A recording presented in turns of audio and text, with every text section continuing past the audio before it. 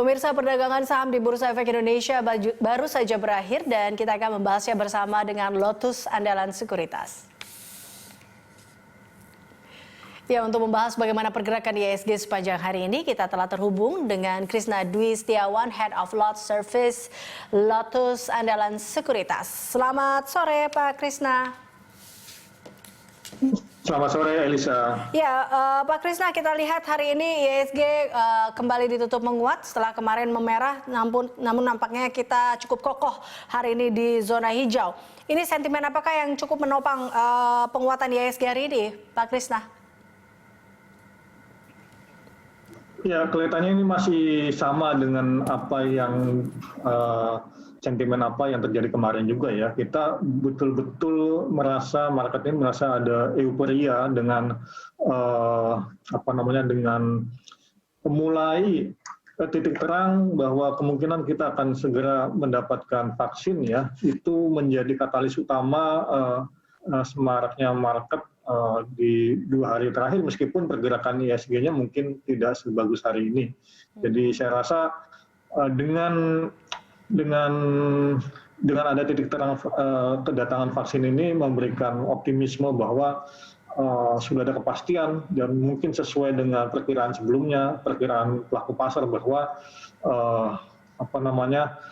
perekonomian akan bisa segera pulih mulai dari kuartal ketiga, karena orang mulai pede kan ya, dengan bisnis mulai percaya diri, pelaku bisnisnya sendiri juga mulai pede, orang akan lebih berani beraktivitas dan harapannya ini akan menopang pertumbuhan ekonomi di kuartal 3. Jadi kuartal 3 jangan sampai terjadi kontraksi pertumbuhan ekonomi. Itu yang memang sudah dicanangkan juga dan diwanti-wanti oleh Pak Presiden Jokowi ya.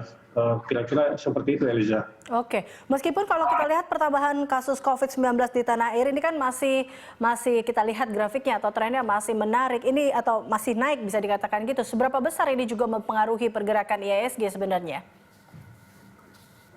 Ya betul, itu tidak bisa kita pungkiri ya bahwa dan kelihatannya sebetulnya pelaku pasar juga meyakini bahwa data yang disajikan itu mungkin justru masih lebih kecil dari fakta yang di lapangan. Karena kalau misalnya rapid test atau swab test itu dilakukan lebih gencar lagi, mungkin angkanya bisa lebih besar lagi. Jadi kelihatannya kita sudah mulai menerima kenyataan, kita sudah mulai menerima realitas bahwa ini tidak bisa dihindari. Kita harus bisa hidup lebih normal, lebih berani melakukan aktivitas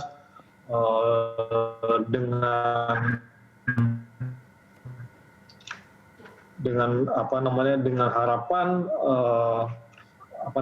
harapan ini akan segera berakhir begitu dipergunakan oleh masyarakat kita, Aisyah. Oke, mulai bisa bekerja sama atau berdampingan lah ibaratnya dengan atau mulai terbiasa dengan pandemi ini, dan itu juga melihat bahwa beberapa pendapat yang melihat bahwa IHSG hari ini juga akan tetap bertahan di zona hijau, bahkan akan menembus level 5.150. Kita lihat IHSG juga hari ini hampir nembus 5.150 ya. Nah, Anda melihat bahwa optimisme itu masih akan berlanjutkah ke pekan depan, Pak Krisna?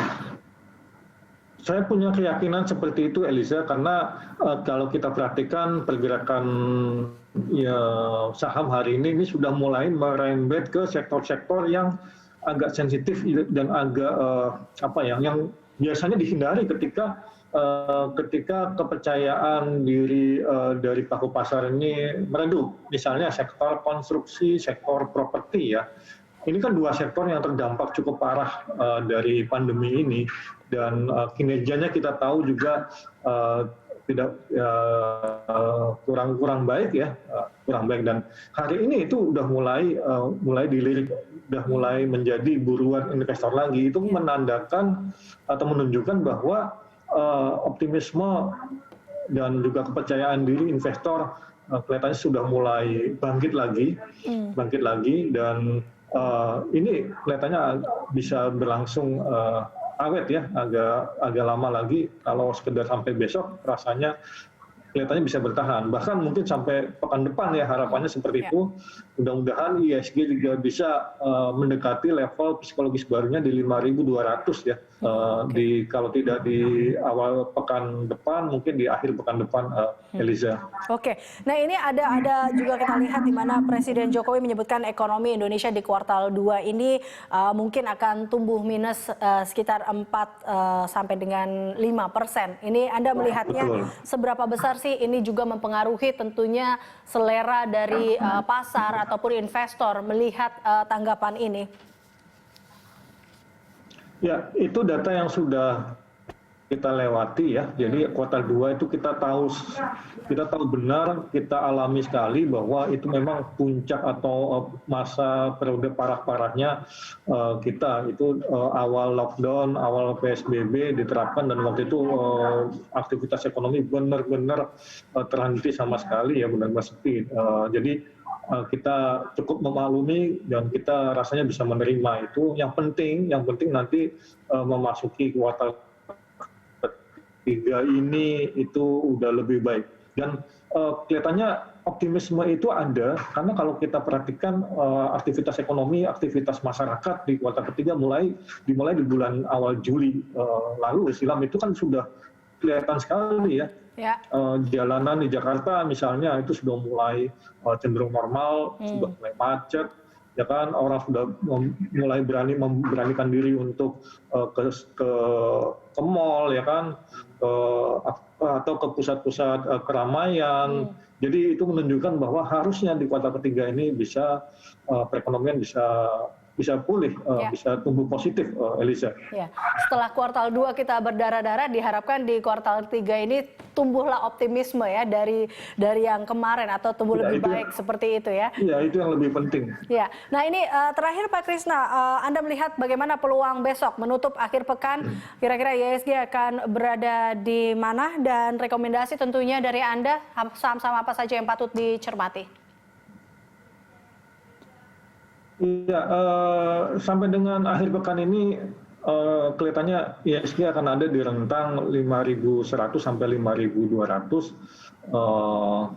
Dan rekomendasi saham saya, ini saham-saham yang kelihatannya dari sektor yang sedang mencoba untuk bangkit setelah sekitar 2 bulan lamanya ini mengalami konsolidasi ya.